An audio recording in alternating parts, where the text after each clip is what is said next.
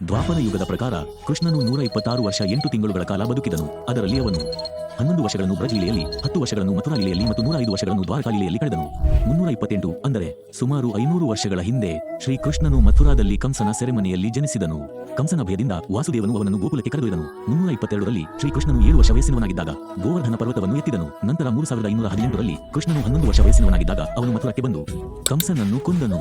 ಶ್ರೀಕೃಷ್ಣನು ಮಥುರಾದಲ್ಲಿಯೇ ಇರಲು ನಿರ್ಧರಿಸಿದನು. ಆದರೆ ಕಂಸನ ಮಾವ ಜರಾನ ನಿರಂತರ ದಾಳಿಯಿಂದಾಗಿ ಅವನು ದ್ವಾರಕಾ ಎಂಬ ಹೊಸ ನಗರವನ್ನು ಸ್ಥಾಪಿಸಿದನು ಮತ್ತು ಮಥುರಾ ಜನರನ್ನು ದ್ವಾರಕಕ್ಕೆ ಕರೆದೊಯ್ದನು.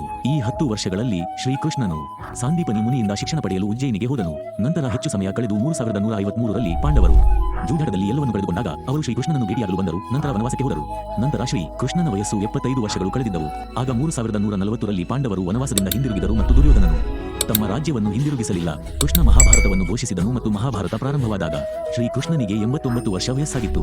ಇಡೀ ದಿನ ನಡೆದ ಮಹಾಭಾರತದ ದೀರ್ಘ ಯುದ್ಧದ ನಂತರ ಶ್ರೀಕೃಷ್ಣನು ಪಾಂಡವರನ್ನು ವಿಜಯಶಾಲಿಗಳನ್ನಾಗಿ ಮಾಡಿದ ನಂತರ ದ್ವಾರಕೆಗೆ ಬಂದನು ಮತ್ತು 3102ರಲ್ಲಿ ಗುಜರಾತ್ನ ಭಾಲ್ಕಾದಲ್ಲಿ 126ನೇ ವಯಸ್ಸಿನಲ್ಲಿ ಶ್ರೀಕೃಷ್ಣನು ತನ್ನ ಮಾನವ ರೂಪವನ್ನು ತೊರೆದು ವೈಕುಂಠಕ್ಕೆ ಹೋದನು. ಸ್ನೇಹಿತರೆ, ಈ ವಿಡಿಯೋವನ್ನು ಸಾಧ್ಯವಾದಷ್ಟು ಹಂಚಿಕೊಳ್ಳಿ.